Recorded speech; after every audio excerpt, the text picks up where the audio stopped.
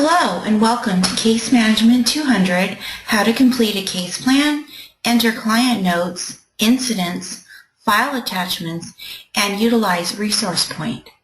I'm your trainer, HMIS System Lead, Tricia Cano. During this training, we will go over how to create goals and mark them as achieved, how to enter client notes 2 different ways, depending on your agency's workflow, how to create an incident on a client, and how to upload a file to a client's record, such as a copy of their birth certificate.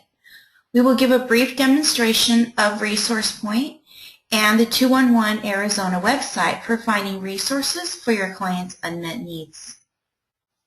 Please note that if you have any questions, feel free to contact us at the HMIS Help Desk via email at hmisupport@cir.org or by phone or text at 602-908-3605.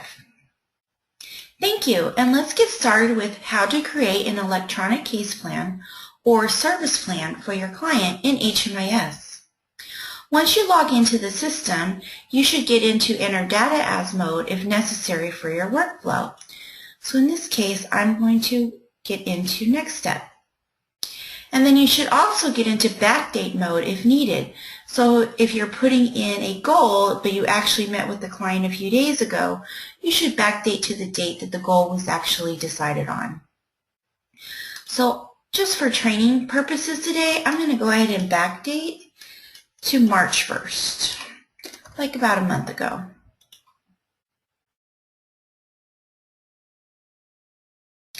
Once you're in Enter Data As and Backdate, if necessary, then go to your Client Point module on your menu, click on it, and search for the client that you need to enter a goal on, either by their name or by their client ID number.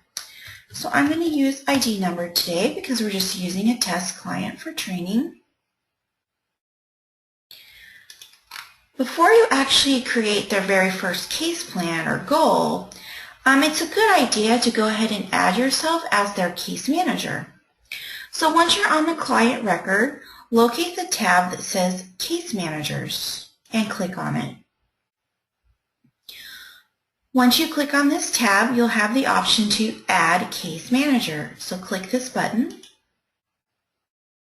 and under Type, just click on the little radio button that says Me. And this will put in your information as we have it entered in HMIS on your user account. If something on here is incorrect or we don't have the phone number and you would like it to be there, please just contact the HMIS Help Desk and we will correct it or fill it in as you would like. So once you click Me, you can just click Add Case Manager. This is saying that I became their case manager on 3/1. Please note that when your client exits your project, you should end your active case manager status. You can do this by clicking on the Edit Case Manager pencil right here and adding an end date for when your status as their case manager ended, which is usually when they exit the project or if for some reason the client was transferred to a different case manager. Alright, let's go over and actually work on case plans. So right next to the Case Managers tab is the Case Plans tab. Click on that. And then you click the Add Goal button to start the process of creating their service plan. Keep in mind each individual goal will have to be added separately, but they're really quite easy to add and so it won't be too bad. So click Add Goal. Please note that if you work with families, their family grouping up here will be listed, and you can certainly attach goals to more than one family member at a time, but usually goals are pretty specific to a particular person, and you usually won't do that. Then you go to ensure that the provider is the correct provider. Go to Case Manager and do the drop down, and there's your name. And this is because you added yourself as a case manager on the Case Managers tab. If you had not added yourself as a case manager, you would not be on the list. However, this is not a required question, so you could skip it and still enter a goal and it wouldn't hurt anything. Then you have to make sure the date the goal set is correct. And then you go to classification. So this is like the big general name of the goal that you want to set for your client. So for this first example, let's say housing. They need to get housing. Once you select the classification, then it will populate below under type more specific examples of that goal type of housing. So you can see then you have different options. Achieve housing stability, improve housing location, maintain the housing stability you already have, move to permanent housing, obtain emergency shelter if you're homeless, etc., etc. So in this case, I'm going to say maintain housing stability. Under goal description, you can type in as many details as you want about the goal, but this is optional and you do not have to use it. Then you have target date, which is also optional. So if you had a goal with a certain date that you wanted the client to accomplish it, you could type that date in here. And then you have overall status.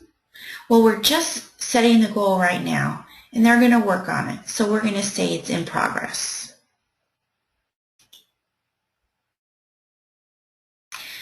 Then scroll down to the bottom right and click Add Goal. Now when you click Add Goal, you're not done yet. It just expands the window so you have a few more options.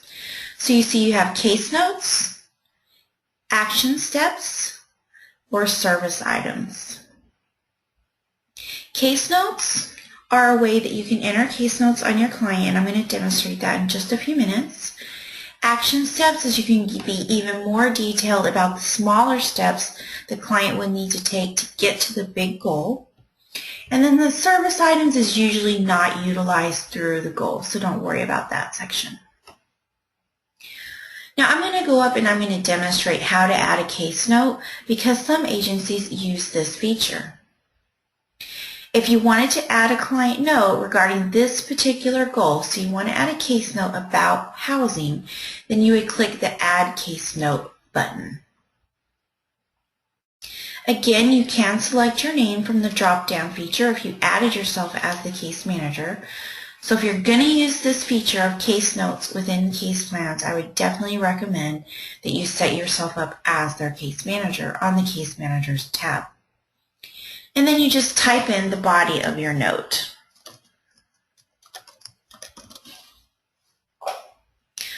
Please be mindful of what you're typing and which client you are on. Once you save a case note, it cannot ever be edited for mistakes. It cannot even be deleted unless you delete the whole goal and start over. For this reason, many agencies opt not to use this feature to record their client notes, and I'll show you another option which can be edited in a few minutes. Once you're sure the note is absolutely perfect, then click Save Case Note. If, for some reason, no matter how careful you were, you do make a mistake on a case note, you can create another case note explaining the mistake of the previous case note. Once you've done that, go down and click Save and Exit. It will return you to the Case Plans preview pane, and you can see the goal that we just created. The classification, the type, the status. The outcome isn't anything, they haven't achieved it yet, who entered it, and the name of the agency or project that entered the goal.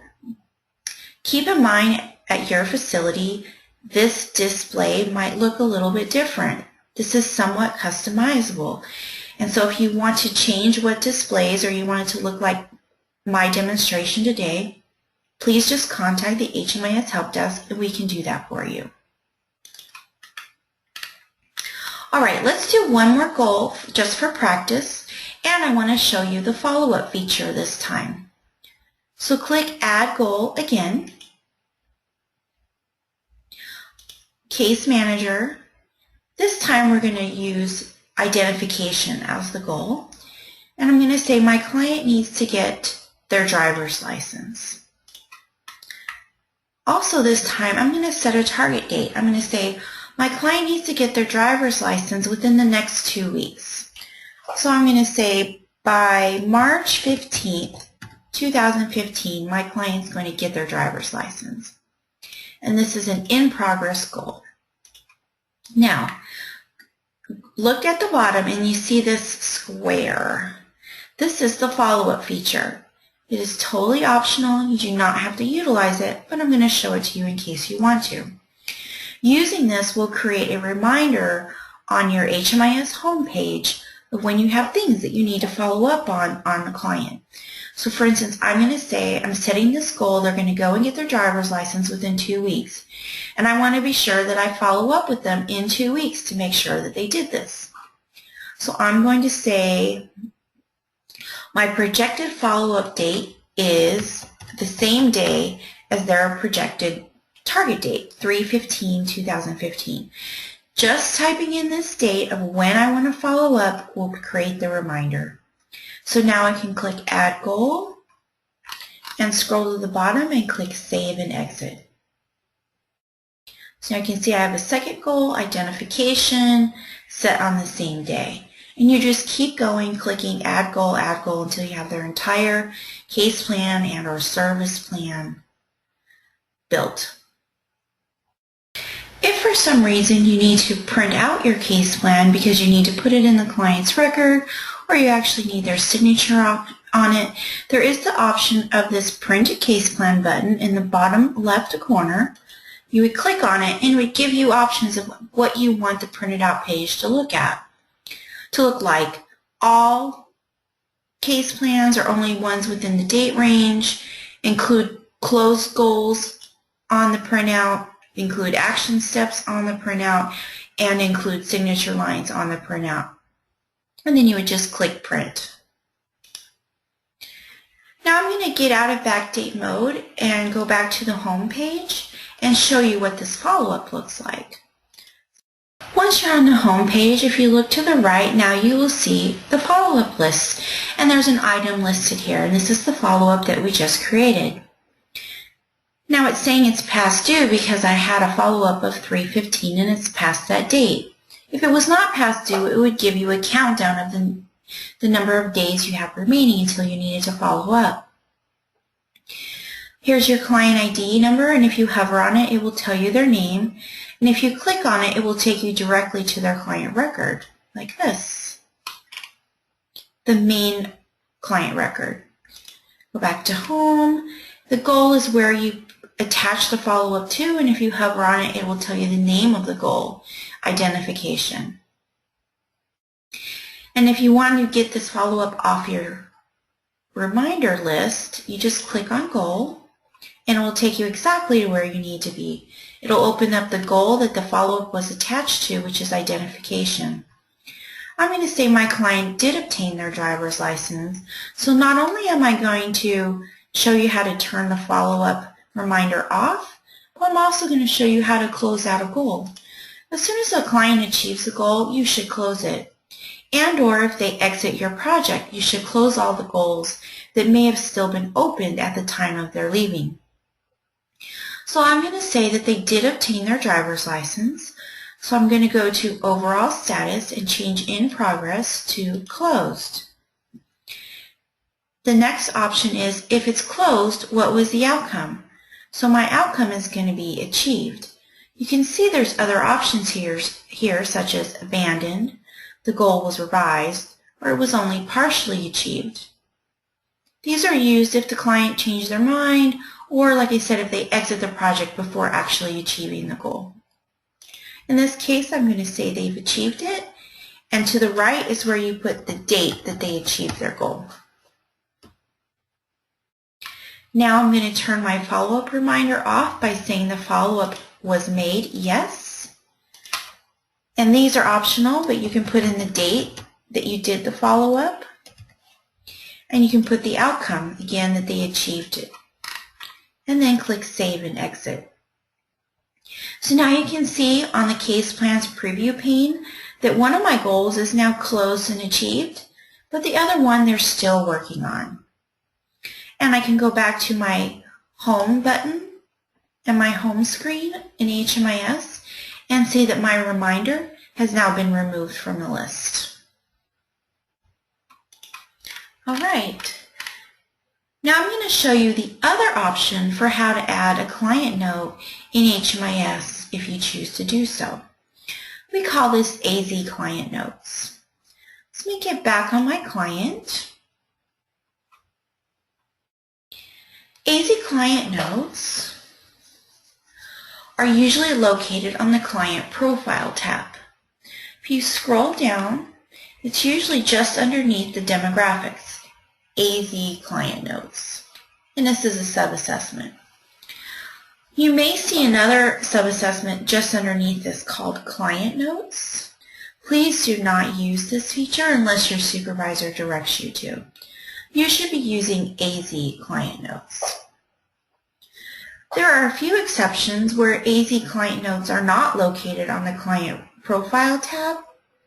If you do not see it there, then it will be located on the Assessments tab all the way over here on the right. So if you click on Assessments, it will be located here. Don't be confused if you see it in both places like we just did. You'll see AZ Client Notes on the Assessment tab, and you'll see it on the Client Record.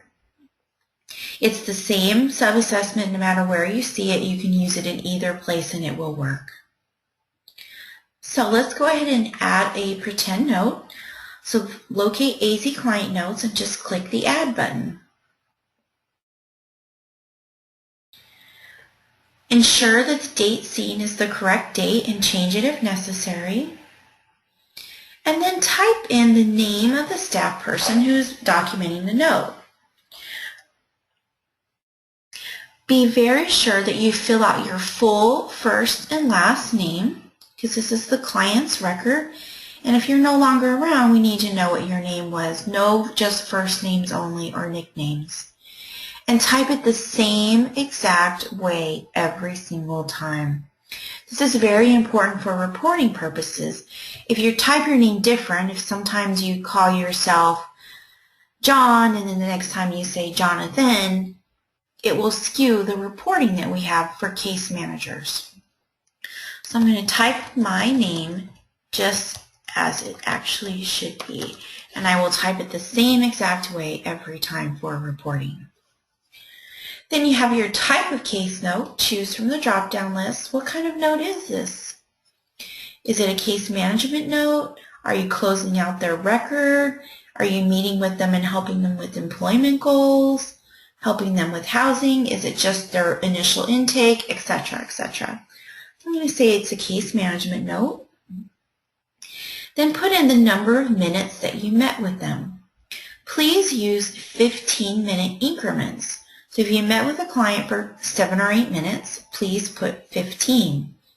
If you met with them for 39 minutes, please put 45. And then you would type in the body of your case note, just like before. Once you have these filled out, just click Save. And then you have your note saved here under AZ Client Notes. And you can add as many as you want. Unlike case notes in the case plan, these notes can be edited. If you make a mistake, you can just click on the little edit pencil, and you can make any necessary edits that you need to make, or you can read the body of the note. Also, once you save a note, when we clicked it back open again, there is a new button available in the bottom left corner called Print Record Set. So if you needed to print this note out for some reason and put it in the client's paper record, you could do that right here.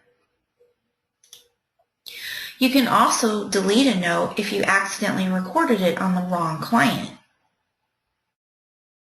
Now let's scroll down and talk about file attachments.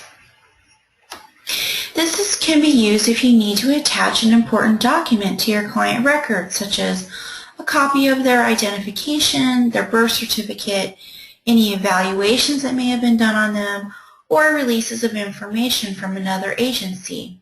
And this is the main location for doing so. So click on the Add New File Attachment button, and then you're going to click the Browse button to look through your windows. Find the location where you have the client's record saved, and once you locate the document that you want to upload, double-click on it, and you will see then right next to the Browse button will be the name of the document. And then you're going to click the Upload button to actually upload it into HMIS. Once it uploads, then you will see it listed in File Attachments. The day it was done, the name of the document, and I would come up with, if you're going to do this on a regular basis in your agency, actually, now that I think of it, Balance of State has this in their policies and procedures, how you should name documents that have been uploaded, so please review that so that you name them correctly, and the name of the provider that did it. If you ever needed to access this document again and print it out for some reason, you would locate it and then click on the Edit Pencil icon. And then you would just click the Download button to download the document and print it out. Then just underneath File Attachment is Incidents. This is an optional feature, but some agencies choose to use it. Some of the reasons that agencies use it are to document when a client has been non-compliant with the guidelines, and they want to be sure that all staff members are on the same page. Some use it when a client has been restricted from a certain activity or a certain location at the facility. And some use it to document when a client has been asked to leave and not return due to violence or violent behavior. And finally, some use it to document that a client has exhausted their stay during a certain time frame and cannot return until the next cycle. So click Add New Incident. Ensure the provider is correct and that the start date, you're going to choose a start date. I'm just going to say today and make it easy. That's the calendar with the green check mark. If you were doing something that was just for a limited period of time, like say they were restricted from the laundry facility for a month, you could go ahead and put an end date of 1 month out. Choose the type of incident it is, a disagreement with the rules or a certain person, non-compliance with the program, nonviolent criminal activity, violent behavior, time limit expired, voucher funds exhausted, whatever is the most appropriate. And if there's something that you really feel that you would use and it's not on this list, please just contact the HMIS Help Desk and we will work on adding it to the list. So in this case, I'm just going to say non-compliance. This incident code is completely optional. There is no sort of HMIS defined reason behind each of those codes. So if you want to use it, your agency could define what those mean. Has the client been banned? Yes or no? This is optional. You do not need to use it. It's usually only used when a client has been banned completely from the project due to violent behavior.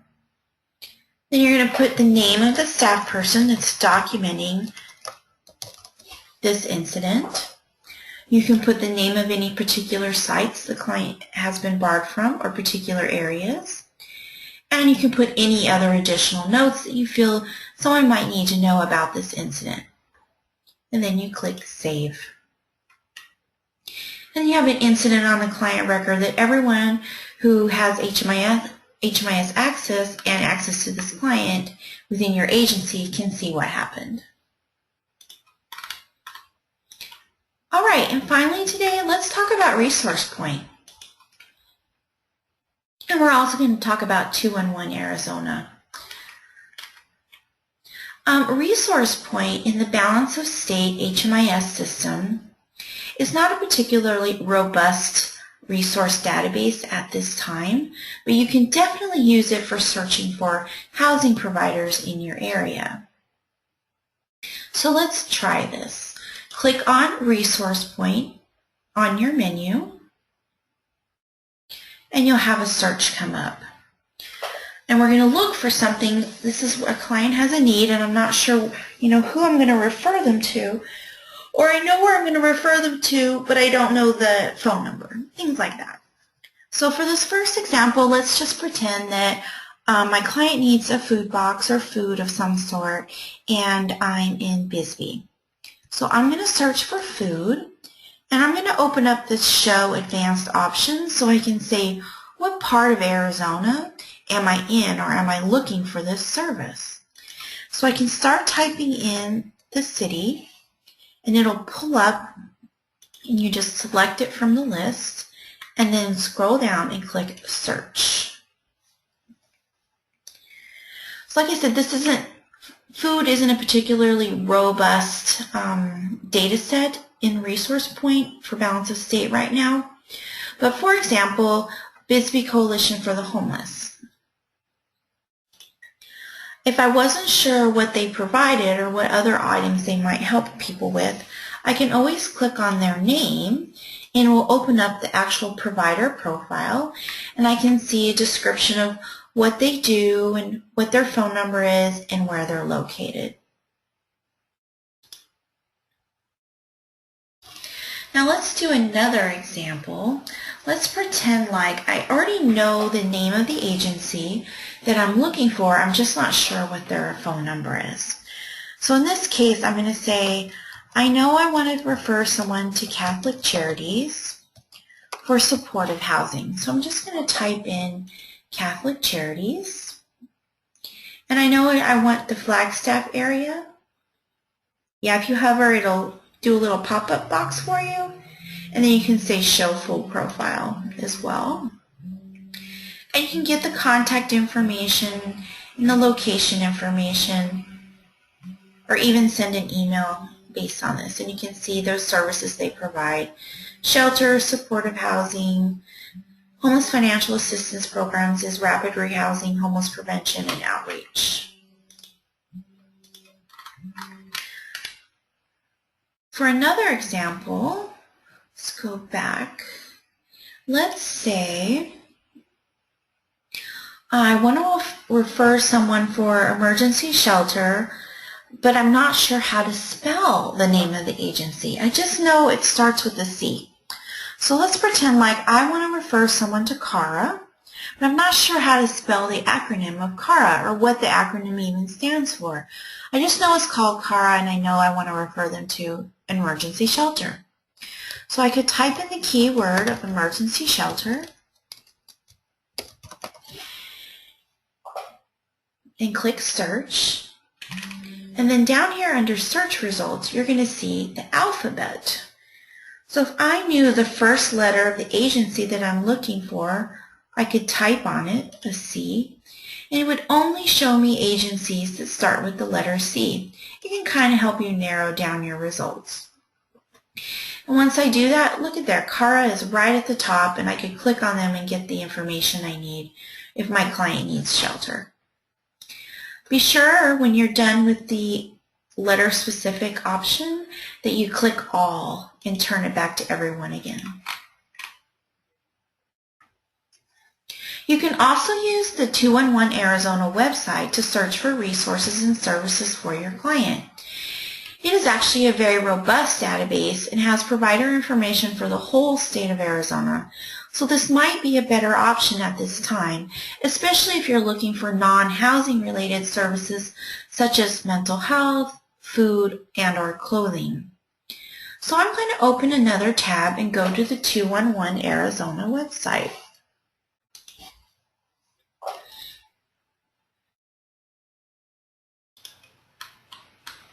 Just like earlier, let's use the same examples. Let's say my client needs a food box in Bisbee. So I'm going to go to my food and meals, and I'm going to say, oh yeah, my client needs a food box. So as soon as I choose food box, it's going to open up everyone who provides food box in the entire state of Arizona. And even though Bisbee is right here at the beginning, let's pretend like it wasn't, and I needed to narrow this down. So I could say areas served to refine my search, and say, I only want to see places in Bisbee, and then click Update Results. It might take a few minutes to think about it because we started out with 191 results, and it's refining my search right now. Then once it stops thinking, now I only have 8 to choose from, so I can choose whatever is most appropriate. Just like in ResourcePoint, you can also actually click on the name of the provider and it will give you some more detailed information, where they're located, what the eligibility is, etc. So let's go back to the main page of 211 Arizona and let's do the next example. Let's say I'm looking for Catholic Charities in Flagstaff for supportive housing. This time I'm going to use the feature of I can choose right from the beginning which county I want to look in. So Flagstaff is in Coconino County, so I'm going to click Coconino. And then I know I'm looking for Catholic Charities, so I'm just going to go down here to the bottom underneath all these nice little icons, and I can just type in exactly what I'm looking for if I know the name of it. I just don't know their phone number. And click Search. And there we go, Catholic Charities. It pulled up some Phoenix locations, but I would find the one that seemed most appropriate, supportive housing in Flagstaff, Arizona. Then finally, for our last example, let's say my client's looking for rental assistance in Pinal County, and that's where I'm going to use CARA again.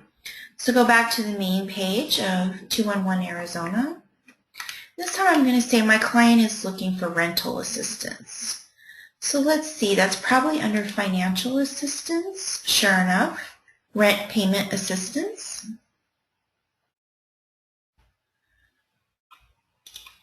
And I have 66 results for the entire state of Arizona. But if I scroll down, I can see here's CARA right here, Community Action Human Resources Agency, and I could get their information if my client needed rental assistance. Okay, the last thing I want to show you today is how to easily find resources when your client wants to relocate to another state. So instead of being on our local Arizona 211 website, we can go to the main 211 website, which is www.211.org. And this is where you can search for the local 211 phone number in the area that your client wants to relocate to. You should search by zip code or city and then by state. It's been our experience that city doesn't work too well. I suggest using zip code if at all possible. So for this example, I'm going to say my client wants to relocate to Los Angeles, California. So I would type in the zip code in Los Angeles, and then I would type in the state of California and click Search. This gives me the information of the local 211 company in LA County. I can click More to show me the alternative phone numbers. So your client or yourself could call one of these numbers, and it would be the local 211 agency in that area, in this case LA County, and they could help you find shelter or other resources for your client. Alright, the final thing we're going to do today is a summary. Number 1, the Case Plans tab is where you can enter goals for your client and create an electronic case plan or service plan. Number 2, you can use the follow-up section when creating or updating a goal to create a reminder for yourself on your HMIS homepage. This is an optional feature. Number 3, goals should be updated to closed and set as achieved, partially achieved, or abandoned whenever a client either achieves the goal or exits your project. Number 4, there are 2 common methods for entering client notes in ServicePoint, either case notes within the goal or AZ client notes subassessment. Please check with your supervisor to determine which method your project uses. Number 5, To attach a document electronically to a client's file in ServicePoint via File Attachments, click the Upload button after browsing for the document in Windows.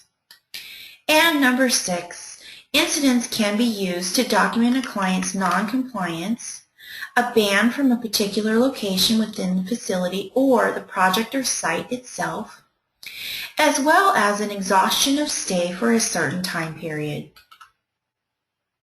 By following these steps and working through these examples, you've completed training on Case Management 200, how to complete a case plan, enter client notes, incidents, file attachments, and use ResourcePoint.